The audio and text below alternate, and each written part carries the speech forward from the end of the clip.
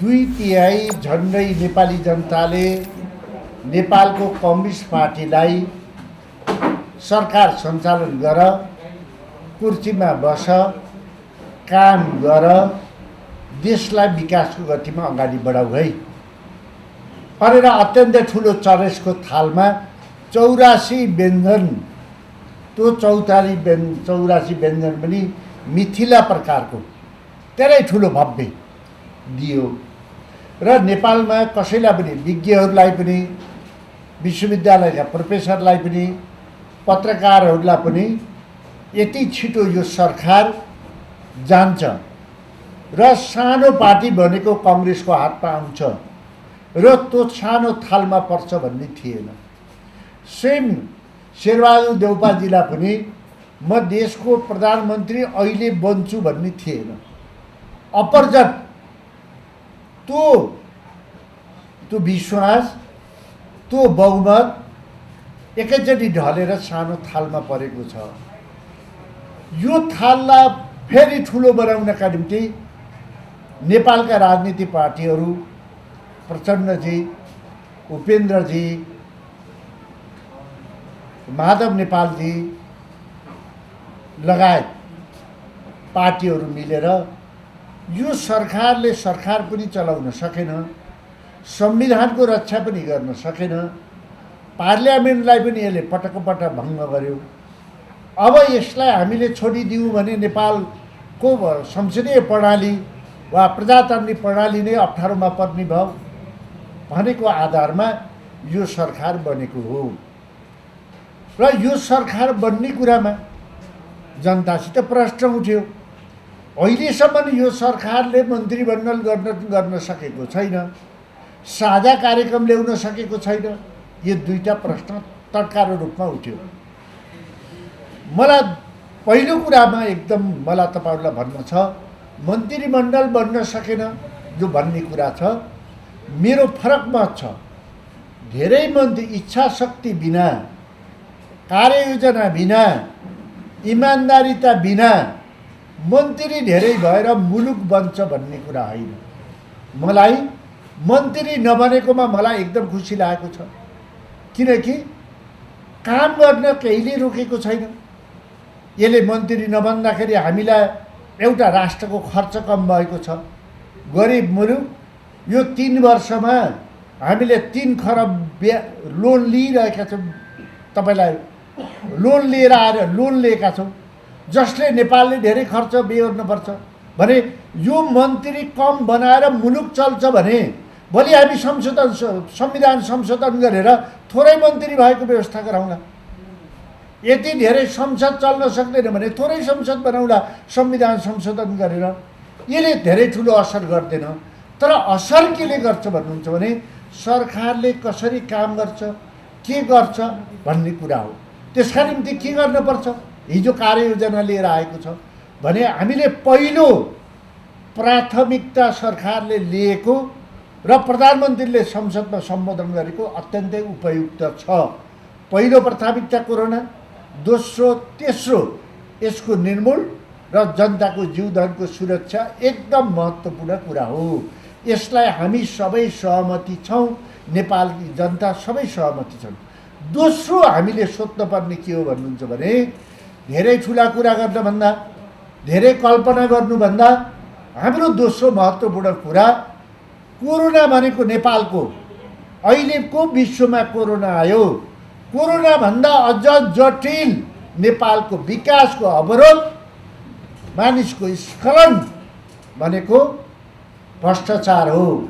भ्रष्टाचारको कारणले जिउँदै मानिसहरू मरेका छन्। भ्रष्टाचारले कारणले नेपालको विकास अवरुद्ध भइरहेको छ।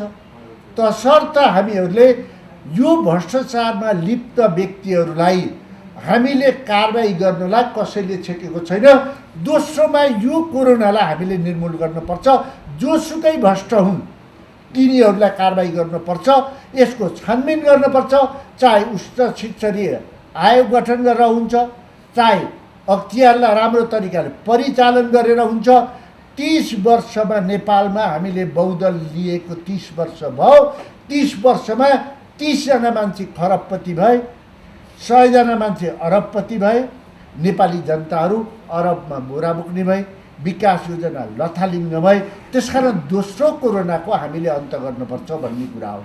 तेस्रो, हामीले विकासका कुरा गऱ्यौँ, मभन्दा अगाडि साथीहरूले पनि विकासका कुरा गर्नु, ठुल्ठुला योजनाका कुरा गर्नु, यो अत्यन्तै राम्रो कुरा हो। सपना देख्नु अत्यन्तै राम्रो कुरा हो। तर हामीले बुझ्नुपर्छ, हामीले मेलम्ची ल्याउनलाई हामीलाई 23 वर्ष लाग्यो। हामीले समयमा काम गर्न सकेनौँ। हामीसित ठेक्का पट्टा योजनाहरू वितरण गरेका छौँ, चाहे सडकका हुन्, चाहे पुलका हुन्, चाहे खानेपानीका हुन्, चाहे सिँचाइका हुन्, चाहे जलविद्युतका हुन्, चाहे एयरपोर्ट बनाउने कुरा हुन्। कुनै कामहरू निश्चित समयभित्र नेपालमा समाप्त भएका योजना छैनन् र त्यसैलाई म्याद थप्ने खाने नेपालको विकास कागजी विकास भयो। सबैभन्दा पहिले तपाईँलाई मैले नयाँ शब्द राखिदिन्छु, कागजी विकास। कागजमा ठेक्का, कागज बनाएर बैङ्कबाट पैसा, कागज बनाएर सरकारबाट पैसा निकास, कागज बनाएर सडक बनाउने, कागज बनाएर जलविद्युत निकाल्ने, कागज बनाएर चाहिँ गर्ने कारणले गर्दा नेपाल केवल कागजी विकास भयो। एक थरी मान्छेहरूलाई यो तपाईँलाई करप्सन गर्ने खानी माध्यम भयो। यो कागजी विकासको अन्त गरेर सञ्चालन भएका योजनाहरूलाई हामी छिटोभन्दा छिटो गरेनौँ भने नेपाल ध्वस्त हुनेछ।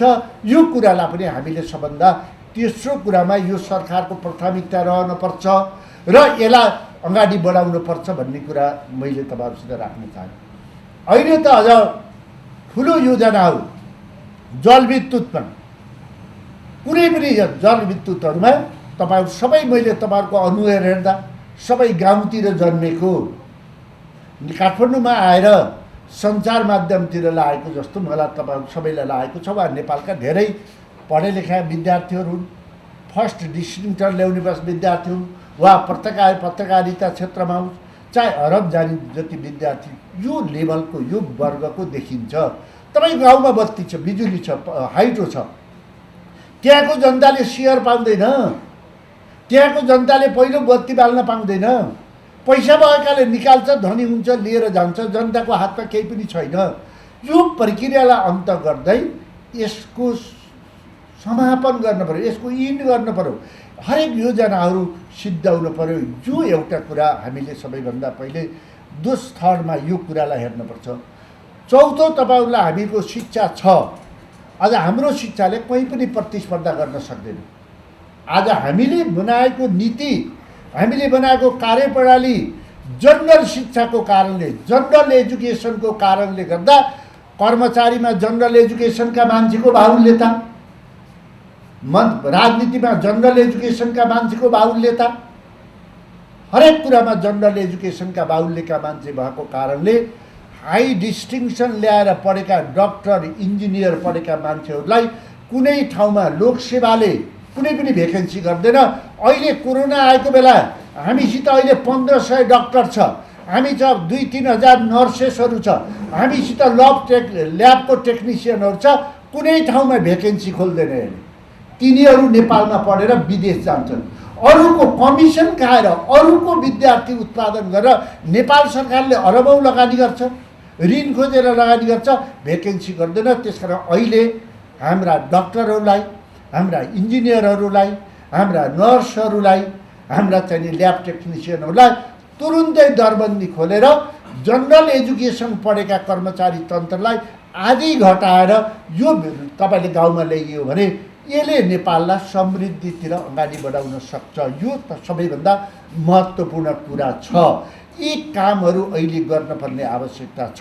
यो सरकारले अहिले ठुला सहरका कुरा गर्यो, ठुला कुराहरू सपना देखाएर यो 17 महिनामा हामीले गर्न सक्दैनौँ। त्यसकारण यो काम गर्नका निम्ति हामीले 17 महिना यो सरकारलाई लिएर चलाएर हामीले अर्को इलेक्सनमा जानुपर्छ भन्ने भावनाबाट हामी जानुपर्छ भन्ने कुरा मलाई लाग्नुपर्छ। सरकारको कार्ययोजना पनि यो हुनुपर्छ, जनतालाई पनि यसले केही फाइदा दिन्छ, यो कुरालाई हामीले अगाडि बढाउनुपर्छ। तेस्रो कुरा, नेपाली काङ्ग्रेसको अधिवेशन छ। अब मलाई लाग्छ नेपाली काङ्ग्रेसको सभापति, काङ्ग्रेसको पनि सभापति, देशको पनि सबै राजनीतिक पार्टीका नेताहरूले तिमीले नै सम्हाल्दैौ, तिमी नै हाम्रो प्रधानमन्त्री भौ भनिसकेपछि हामीले जो असन्तुष्टि व्यक्त गरेका थियौँ पार्टीभित्र, पार्टीको अधिवेशन समयमा हुन सकेन, पार्टीले समय अनुसार चल्न सकेन भन्ने कुरालाई, हाम्रो चाहिने भनाइलाई अहिलेको यो प्रक्रियाले कमजोर बनाएको छ। हाम्रो पार्टीभित्र हाम्रो किन कमजोर बनाएको छ? सबैले तिनलाई, तिमीहरूको नेतालाई नेता मान्ने, तिमीहरूले चाहिने आलोचना गरेर बस्ने, यो अत्यन्तै राम्रो कुरा हो। त्यसकारण हामीले भनेका छौँ समयमा अधिवेशन होस्, तर अहिलेको परिस्थिति हेर्दा नेपाली काङ्ग्रेसको भदौमा निश्चित गरेको अधिवेशन होला जस्तो लाग्दैन। केले लाग्दैन? यो कोरोनाको कारणले गर्दा हरेक गाउँमा मानिसहरूलाई बिरामी भएको छ, ज्वरो आएको छ, भर्खर युङ मान्छेहरू मरिरहेको छ, आफ्नो जीवन गुमाइरहेको छ। यो अवस्था छ। अहिले जनतालाई भ्याक्सिन दिनुपर्ने आवश्यकता छ। भ्याक्सिनको साथसाथै हामीले अधिवेशन गर्न सक्छौँ। केही समय हामीले अधिवेशन गर्न नसक्ने अवस्था छ। तर पनि यो भन्ने आधिकारिक मान्छे होइन म। यसको प्रस्ताव शेरबहादुरजीले, जो पार्टी सभापतिले आफ्नो केन्द्रीय समितिको मिटिङ राख्नु भएको छ, त्यसमा उहाँले राख्नुहुने छ भन्ने कुरा म राख्न चाहेँ। तर मैले नेपालको परिवेशमा मैले भन्न चाहेँ, मेरो जेनेरेसनले के भन्न चाहेको छ भने, अहिले पनि तपाईँहरूलाई मैले भन्न चाहन्छु, विश्वमा 30 वर्षमा सबै देशमा, कुनै पनि देशमा जनताहरू औषधिको अभावमा मर्न पर्दैन। कोरोना बाहेक अहिले पनि दिल्लीमा यो कोरोनाको बेलामा जनताको फ्री ट्रिटमेन्ट छ। 200 युनिट बिजुली 4 वर्षमा केजरीवालले पुर्याएको छन्।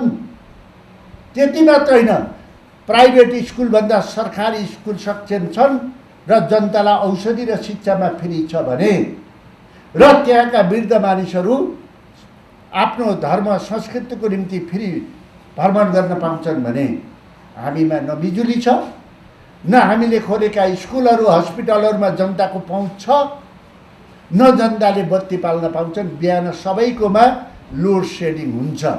त्यसकारणले यो कुरामा हामीले 30 वर्षको अवधिमा धेरै भाषण गर्ने, झगडा गर्ने, जनतालाई ढाँट्ने, नचाहिने काममा लाग्ने, आफूलाई सुरक्षा निकाय चाहिने, देशको सिमानामा सुरक्षा निकाय नराख्ने, आफूलाई औषधि उपचार चाहिने, विदेशमा चाहिने औषधि उपचार गर्न जाने, पैसा सरकारको लिने, Bir hospital, teaching hospital, cancer hospital, kidney हस्पिटलहरूलाई सक्षम र सबल नभाउने जो प्रवृत्ति छ, यो कुरालाई भने हामीले सजग र सतर्क हामी सबै हुनुपर्छ।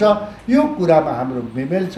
त्यसकारण अहिले मैले धेरै तिता कुरा गर्न चाहन्न, नमिठा कुरा गर्न चाहन्न, आलोचनाका कुरा गर्न चाहन्न। अब विगतबाट हामीले सिकेर वर्तमान सरकारले छिटोभन्दा छिटो सही कामका निम्ति अगाडि बढौँ। यसले हामीले यो मात्र होइन, आज 21औं शताब्दीमा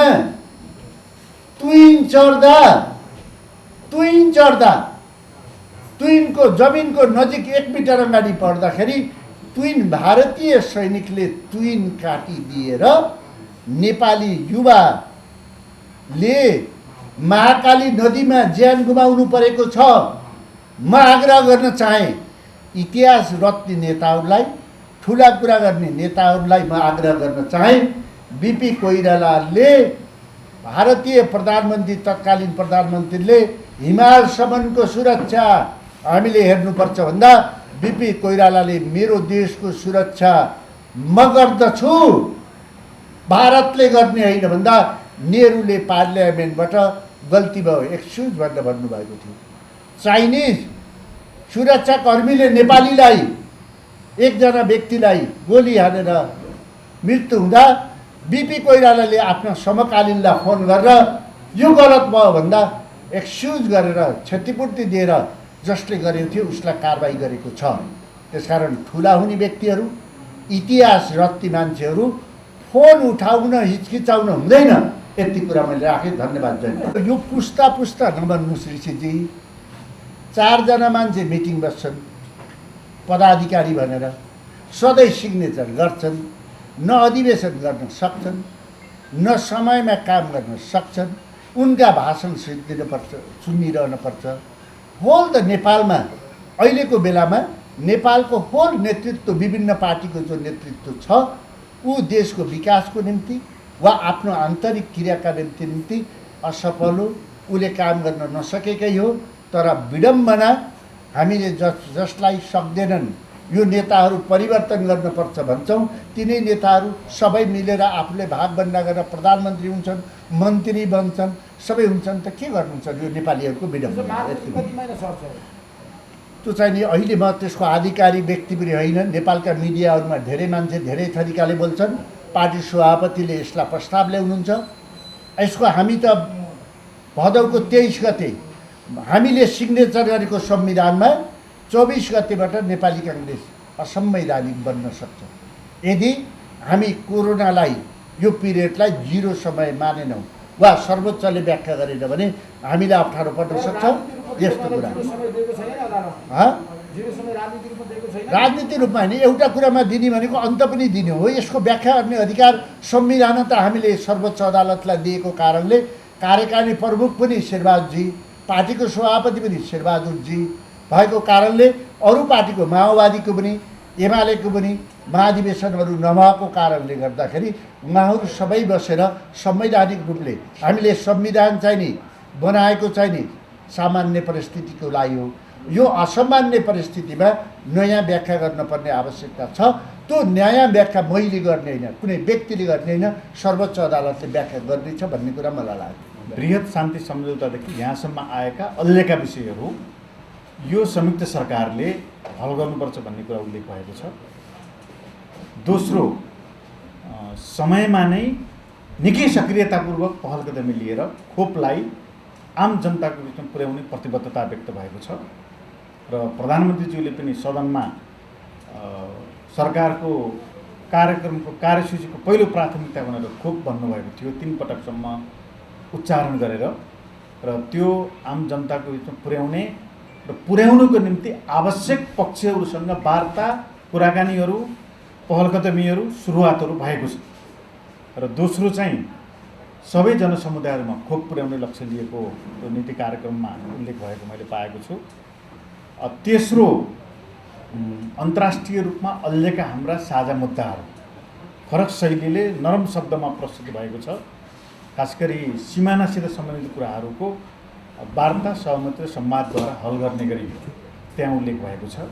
जस्तो लिम्पियाधुरा, डिपुलेक र कालापानीसित सम्बन्धित विषय लगायत अरू सीमासित सम्बन्धित र व्यापार पारावानसित सम्बन्धित कतिपय हाम्रो अन्तर्राष्ट्रिय विषयहरू छन्। त्यो खालि भारतीय पक्षसँग मात्रै होइन, चिनिया पक्षसँग, अरू कतिपय देशहरूसँग अल्झिएका विषयसित सम्बन्धित कुराहरू यो सरकारले पहल कदमी लिने भन्ने कुरा त्यहाँ रहेको छ। अब चौथो, यो सरकारको प्राथमिकतामा सुशासन रहेको छ। अहिले पनि पूर्ववक्ता साथीहरूले भन्नुभएको छ, सुशासनको क्षेत्रमा निकै कमजोर हामी रह्यौँ। जनसमुदायहरूले धेरै कुरा खोजेका छैनन्। जनसमुदायहरूले राज्यको तर्फबाट जनताले राज्यको उपस्थिति सुशासनको क्षेत्रमा प्रत्याभूत होस् भन्ने चाहना गरेका छन्। त्यो हुन सकिरहेको छैन। जस्तो भ्रष्टाचारको कुरा, अनियमितताको कुरा, अरू कतिपय कुराहरू निकै सरकार र चासोको रूपमा जनताले बुझेका छन् र यो चाहिँ साझा न्यूनतम कार्यक्रममा सुशासनसित सम्बन्धित कुरा पनि त्यहाँ उल्लेख गरिएको छ। अब पाँचौँ कुरा, संविधानको रक्षा, संविधानको सुरक्षा, खास गरी असंवैधानिक प्रकारले गरिएका नियुक्तिहरूको बदर गर्ने, कानुन सम्मत प्रकारले नियुक्तिहरू गर्ने, असंवैधानिक प्रकारले असीमित रूपमा साधन स्रोत र सङ्घ संस्थाहरूको, सरकारी राज्य निकायका कतिपय पक्षहरूको जुन प्रकारले केन्द्रीकरण भएको थियो त्यसलाई संविधानको स्पिरिट अनुरूप त्यसलाई कार्यान्वयन गर्ने र त्यस प्रकृतिका नियुक्तिहरू, त्यस प्रकारका क्रियाकलापहरूलाई हामीले त्यसलाई खारेज गरेर त्यसलाई एउटा ट्र्याकमा लैजाने, त्यसलाई एउटा प्रक्रियामा अगाडि बढाउने गरी संविधानको संरक्षण गर्ने कुरा उल्लेख भएको छ। यससित सम्बन्धित छैटौँ कुरा भन्न चाहेँ, विकास निर्माण र कतिपय विकाससित सम्बन्धित ठुल्ठुला राष्ट्रिय गौरवका र अरू त्यस प्रकृतिका योजनाहरू पनि यो सरकारले अगाडि बढाउने भनेको छ। यिनै 6वटा कुराहरू भर्खरै सार्वजनिक भएको साझा 5 दलीय गठबन्धनको कार्यक्रममा प्रस्तुत भएको छ। यो प्रस्तुत भइसकेपछि ऋषिजी बाहिर जानुभयो। अब सरकार गठनको कुरा योसित सम्बन्धित थियो। र कतिपय पक्षहरूका आन्तरिक समस्याहरू पनि हल नभएको हुँदा आन्तरिक समस्याहरूको पर्खाइमा सरकार अल्झेको थियो। खास गरी जनता समाजवादी पार्टीको निर्वाचन आयोग र अदालतमा चलेको बहस त्यसको किनारा लगाइसकेको छ र गठबन्धनमा रहेको एउटा हिस्सा नेकपा एमाले भित्रको एउटा हिस्सा पनि गठबन्धनमा हुनुहुन्छ। उहाँहरू निकै चर्को कहीँ न कहीँ एउटा अन्तरसङ्घर्षमा हुनुहुन्छ। त्यो अन्तरसङ्घर्षले पनि कहीँ न कहीँ एउटा प्रारूप लिने एउटा खाका त्यसले एउटा चाहिँ किनारा लिइसकेपछि यो सरकारलाई अगाडि बढाउने कुरा चाहिँ अगाडि बढ्छ। अरू चाहिँ यहाँहरूले भन्नुभयो जस्तै निर्णय गर्न नसकेर निकै रस्साकस्सी भएर धेरै आकाङ्क्षीहरू भएर आकाङ्क्षीका कारणले दिनदिनै राजनीतिक पार्टीहरूको बिचमा सरकारमा सहभागी हुने पार्टीहरू बिचमा बहस छ, दिनदिनै बैठक छ, बैठकमा भयङ्कर छलफल छ, कतिपयको बोलचाल छैन, कतिपयको यस्तो छ भन्ने कुरा साँचो होइन। यो अब अलिअलि चाहिँ आकाङ्क्षीहरू होलान् तर निर्णय गर्न सक्ने तहमा होइन। मैले अहिले भनेकै कुराले एमाले भित्रको चाहिँ शक्ति सङ्घर्ष र अरू कतिपय कारणले यो सरकारको ढिलाइ भएको र मैले बुझेअनुसार नीति कार्यक्रमको रूपमा साझा कार्यक्रम पनि सार्वजनिक भइसकेको र अब करिब करिब अरू कतिपय विषय पनि टुङ्गिँदै गएको हुँदाखेरि 2-3 दिनभित्रमा सरकारले विस्तारको पूर्ण आकारको त मैले भन्दिनँ, सरकारले विस्तारको कामहरू गर्छ। किनभने अब नीति कार्यक्रम ल्याइसकेपछि त कार्यान्वयन त गर्नु पर्यो। मन्त्रीहरूलाई पालना गर्ने आचार संहिता, राज्यका कतिपय कामहरूको कुरा सार्वजनिक घोषणा गरिसकेपछि त कार्यान्वयन गर्ने त्यसलाई टिम पनि चाहिन्छ। त्यसो भएको हुँदाखेरि निकट भविष्यमा नै सरकारले चाहिँ पूर्णता प्राप्त गरेर अगाडि बढ्छ। भर्खरै हाम्रो रिपोर्टर्स क्लबको आयोजनामा जुन यो कार्यक्रम भइरहेको छ यसमा उहाँले के विषय भन्नुभयो भन्ने कुरा तपाईँहरूले सुनिसक्नु भएकै छ। सबैभन्दा पहिला साझा न्यूनतम कार्यक्रम आइसकेपछि त्यो न्यूनतम कार्यक्रमले जनताका मागहरूलाई कसरी सम्बोधन गर्छ भन्ने उहाँको जुन प्रश्न हो त्यसैमा म आफ्नो विचार राख्दछु। यो मस्यौदा समितिको एक सदस्यको हैसियत यो चाहिँ मस्यौदाको क्रममा हामीले सबैभन्दा मुख्य विषय चाहिँ कसरी चाहिँ सुरुवात गऱ्यौँ त भने नेपालमा कोलिसन कल्चर अर्थात् सहकार्यको संस्कृति नै रहेको छ। त्यसकारण समय समयमा सरकारहरू गठन हुने भङ्ग हुने त्यस्तो प्रक्रियाहरू चल्यो। अहिलेको नेपालमा सङ्घीय शासन व्यवस्था छ, अहिलेको नेपालमा समावेशी लोकतन्त्र छ, अहिलेको नेपालमा समानुपातिक निर्वाचन प्रणालीको पनि आंशिक रूपमा प्रयोग गर्दछ। जुन देशमा सङ्घीयता, समानुपातिकता, समावेशिता जस्ता कुराहरू हुन्छ ती देशहरूमा प्राय चाहिँ प्री पोल इक्वेसन हैन चुनावभन्दा अगाडि गठबन्धनहरू बन्ने गर्छ, एलायन्सहरू बन्ने गर्छ। त त्यो कुरालाई समेत ध्यानमा राखेर अहिले हामीले गठबन्धनको संस्कृतिलाई मजबुत बनाऊ भन्ने कुरामा केन्द्र बिन्दुमा राख्दै केपी ओली नेतृत्वको सरकारले जुन सिस्टम भड्काउन खोज्यो, सङ्घीय लोकतान्त्रिक गणतन्त्र समाप्त गर्न खोज्ने, त्यसरी नै समावेशिता खत्तम गर्न खोज्ने, संसदै समाप्त गर्ने हैन, संविधानै समाप्त गर्ने जुन खालको चाहिँ खेल उहाँले खेल्नुभयो यसलाई चाहिँ अब पुनः लिगमा ल्याएर 62-63 सालको परिवर्तन पश्चात आएका युगान्तकारी एजेन्डाहरू त्यसलाई चाहिँ सम्बोधन गर्नुपर्छ र अझ थप विकसित गर्दै जानुपर्छ भन्ने मान्यतालाई आत्मसात गर्दै जनतामा सागुम सत्ता, संविधानको सर्वोच्चता, विधिको शासन यस्ता कुराहरूलाई अब सबल बनाएर जाने, राष्ट्रिय स्वाधीनता, पूर्ण प्रेस स्वतन्त्रता लगायतका विषयवस्तुहरूलाई हामीले चाहिँ मजबुत बनाएर लान्छौँ भन्ने प्रतिबद्धतालाई हामीले व्यक्त गऱ्यौँ र यी मान्यताहरूलाई आत्मसात गरेर गठबन्धनको संस्कृति बलियो बनाउन नै कमन मिनिमम प्रोग्राम अर्थात् संसारमा त्यसलाई सिएमपी भन्ने चलन छ। विभिन्न देशहरूमा खास गरी युरोपमा धेरैजसो देशमा समानुपातिक निर्वाचन प्रणाली भएको हुँदा त्यहाँतिर पनि प्रिपोल कोलिसनहरू, प्रिपोल एलायन्सहरू हुने गर्दछ। अनि यस्ता किसिमका चाहिँ आफ्ना सहमतिका दस्तावेजहरू सार्वजनिक हुने गर्दछ। अहिले प्रिपोलको अवस्था होइन, ओली विरुद्धको प्रतिगमन विरुद्धको सङ्घर्षको उपस्वरूप यो सरकार बनेपछि अब यो सरकारलाई फिक्स टर्म पार्लियामेन्ट अर्थात् यो पार्लियामेन्टको पूर्ण अवधि चलाउनको लागि हामी चाहिँ तत्परता अपनाउने र त्यसका लागि चाहिँ न्यूनतम रूपमा पनि एउटा कार्यक्रम हुनुपर्छ भनेर साझा न्यूनतम कार्यक्रम बनाइयो। यसको मुख्य प्राथमिकता चाहिँ यो कोभिडलाई राखिएको छ। जुन महाविपत्ति नेपालमा आयो, संसारभरि जुन एउटा महामारी फैलिएको छ, त्यसलाई चाहिँ हामीले सामना गर्नका लागि भौतिक पूर्वाधारहरू निर्माणदेखि लिएर नेपालमै कोभिड ल्याब एउटा स्थापित गर्न सकियोस् भन्ने कुरालाई अलिकति दीर्घकालीन सोचका आधारमा राखिएको छ र तात्कालिक रूपमा चाहिँ यही आश्विन मसान्तभित्र 1/3 जनतालाई खोप दिने र चैत्र मसान्तभित्र नेपालमा खोप लाउन योग्य सबैलाई खोप उपलब्ध गराउने कुराहरूलाई हामीले स्वास्थ्य क्षेत्रको हाम्रो प्राथमिकताको क्षेत्रलाई त्यसरी चाहिँ व्यवस्थापन गरेका छौँ। स्वास्थ्य क्षेत्रमा भएका जुन एउटा भ्रष्टाचार छ त्यो सबै कुराहरू छानबिन गरेर आवश्यक कारबाही गर्ने तत्परता पनि त्यहाँ व्यक्त भएको छ। अब यसमा अरू पनि विषयहरू समेटिएका छन्। ती समेटिएकाहरूलाई मूलतः 2 भागमा बाँड्न सकिन्छ। एउटा दीर्घकालीन समस्याहरू हल गर्ने उपायका सन्दर्भमा, अर्को चाहिँ तात्कालिक र एउटा गेम चेन्जरको रूपमा। जस्तो दीर्घकालीन समस्याहरूका सन्दर्भमा दीर्घकालीन रूपमा गरिने कुराहरूलाई नीतिगत रूपमा मात्रै राखिएको छ। जस्तो अब विकास निर्माणमा बाधक भएका ऐन कानुनहरूलाई संशोधन गर्ने कुरा हामी 3 महिनामा गर्छौँ भने यो तात्कालिकमा पर्यो।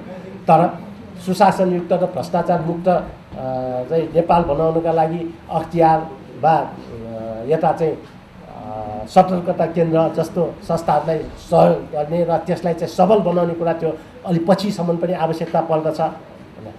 त्यसरी नै पछिसम्म आवश्यकता पर्ने अरू धेरै कार्ययोजनाहरूलाई पनि हामीले भनेका छौँ। अब कतिपय कुराहरू जस्तो नेपालमा अहिले सबै कुराहरू राजधानी केन्द्रित भएर गयो, काठमाडौँ केन्द्रित भएर गयो।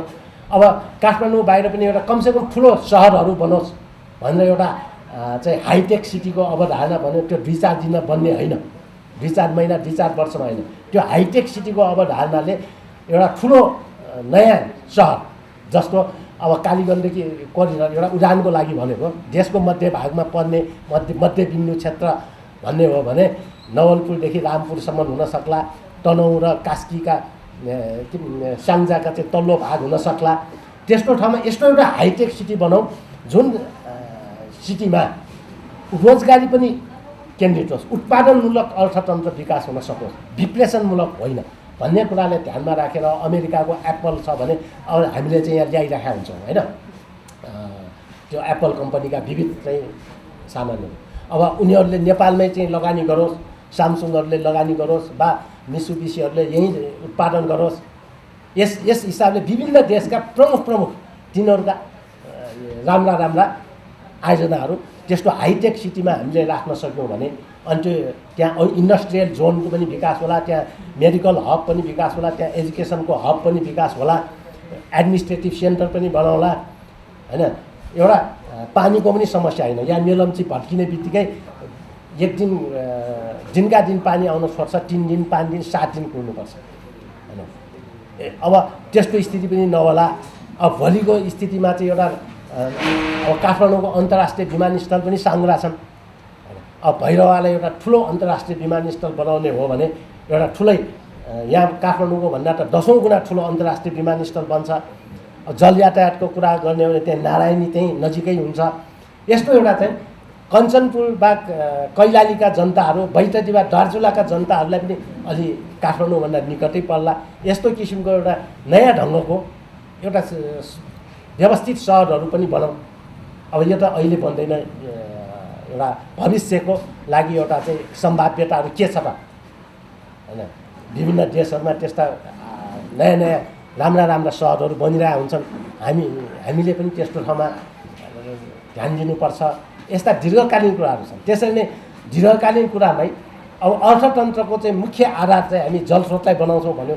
अब त्यसमा चाहिँ जलाशययुक्त आयोजनादेखि लिएर तपाईँको ठुला र आयोजनाहरूमा पनि नेपालकै लगानी गर्ने, विदेश निर्यातमा निर्यात हुनेहरूको हकमा चाहिँ लगानी मैत्री वातावरण बनाउने अब यी दीर्घकालीन प्रकृतिका छन् होइन।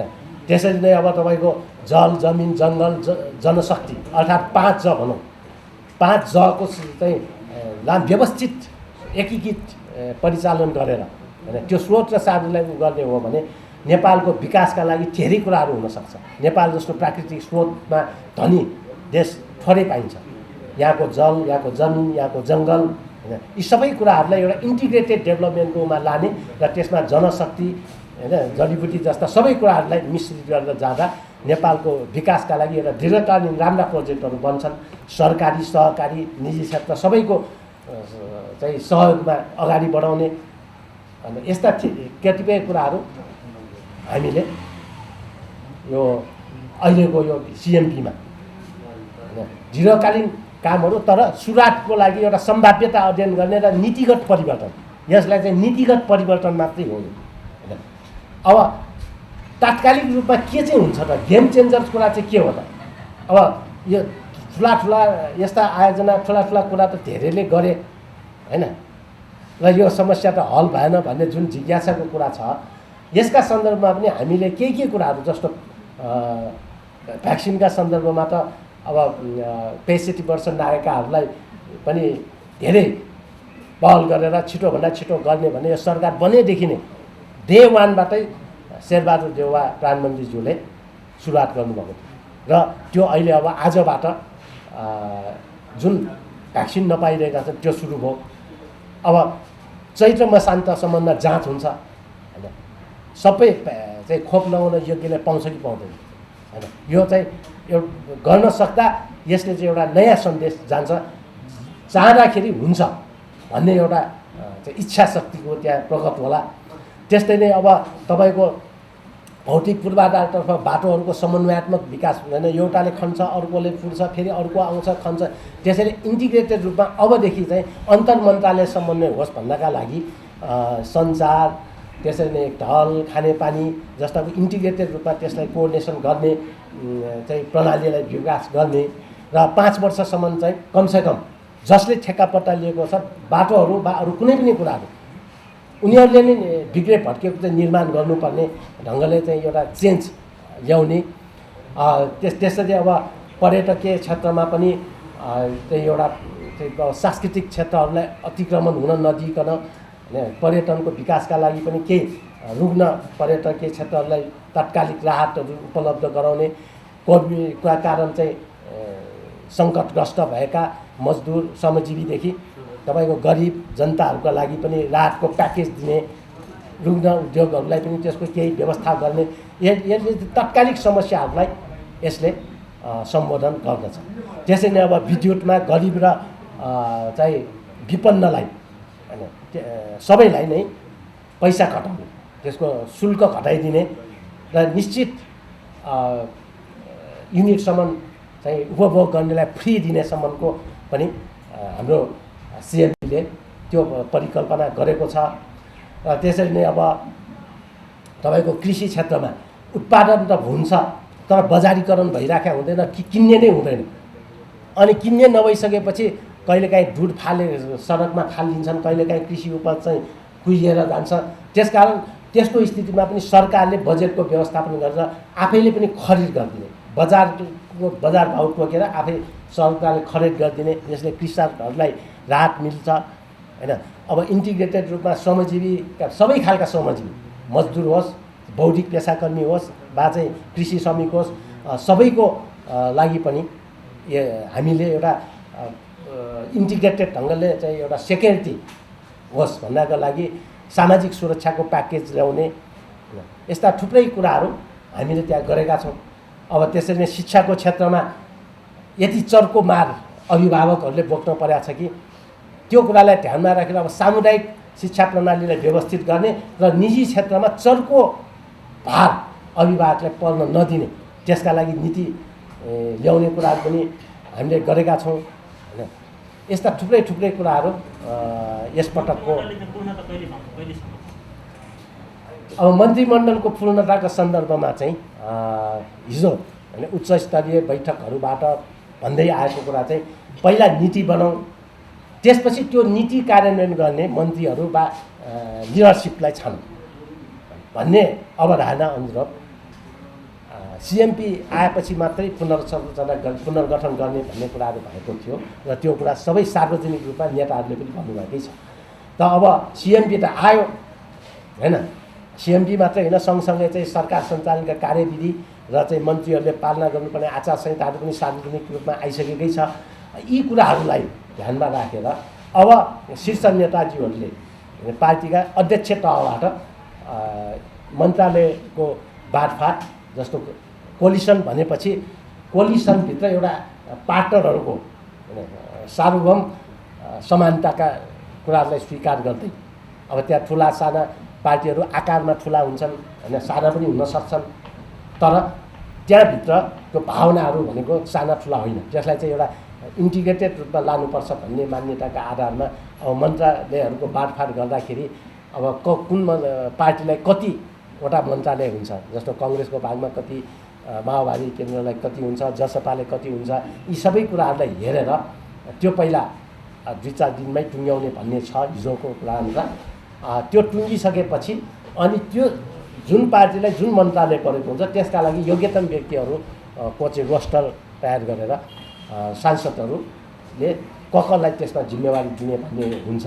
अहिलेसम्म चाहिँ यही दिनमा मन्त्री परिषद पुनर्गठन हुन्छ वा सामेल हुन्छन् भन्ने कुराहरू। अब आकाङ्क्षीहरू चाहिँ धेरै हुनुलाई अस्वाभाविक मान्न सकिँदैन, किनभने सांसदहरू सबै त्यसका लागि योग्य छन्। अब योग्यहरू मध्येबाट पनि राम्रो खालको पर्फर्मेन्स दिन सक्ने, किनभने यो लामो अवधि जाने सरकार होइन, त्यसमाथि पनि प्रतिगमनको एउटा समस्या होइन, जुन ढङ्गले चाहिँ अलोकतान्त्रिक असंवैधानिक ढङ्गले सर्वसत्तावादी ढङ्गले चाहिँ संसदलाई समाप्त गर्न खोज्यो, त्यसको आन्दोलनको उपजको रूपमा आएको सरकार भएको हुँदाखेरि यसका पछाडि निकै धेरै दायित्वहरू छन्। यो देशलाई लिकमा लाने, संविधानलाई लिकमा लाने होइन, र नेपालको व्यवस्थालाई चाहिँ लिकमा लानुको लागि यो धेरै महत्त्वपूर्ण दायित्व बोकेर आएको सरकार भएकोले र आगामी निर्वाचन समेत सम्पन्न गराउनु पर्ने दायित्व बोकेको सरकार भएकोले यसमा चाहिँ उपयुक्त ढङ्गबाट नै प्रतिनिधित्व होला। तर सबै मन्त्री त बन्न सक्दैन होइन, यो सत्य पनि अनि हाम्रो कोलिसनभित्र विविध विचारधाराहरू छन् भन्ने कुरा कुनै सेक्रेट कुरा होइन, सबैलाई थाहा छ। यो कोलिसनभित्र विभिन्न पार्टीहरू छन् र आफ्ना धारणाहरू छन्, यसलाई अब एकरूपतामा ल्याउनु पर्ने छ र त्यसभित्र चाहिँ अब एमसिसीलाई के गर्ने भन्ने जुन सवाल छ त्यसमा प्रारम्भिक छलफलहरू भएका छन्, तर अब यसमा सबैसँग राष्ट्रिय सहमति कायम गरेर जाने कुरा त भइसकेका छैन। जस्तो त्यहाँ अब संविधान संशोधनका कुराहरू छन्, अरू अनेक कुराहरू छन्, ती सबै कुरामा राष्ट्रिय सहमति माग गर्छ। परराष्ट्र नीतिहरूलाई पनि राष्ट्रिय सहमतिमा अगाडि बढाउने भनेका छौँ। त्यसैले सबै दलहरूसँग हामी वार्ताको माध्यमबाट मुलुकलाई विभाजित गर्ने होइन, मुलुकलाई एकरूपतामा ल्याउनका लागि सबैसँग छलफल गरेर नै यसबारे नीति बन्छ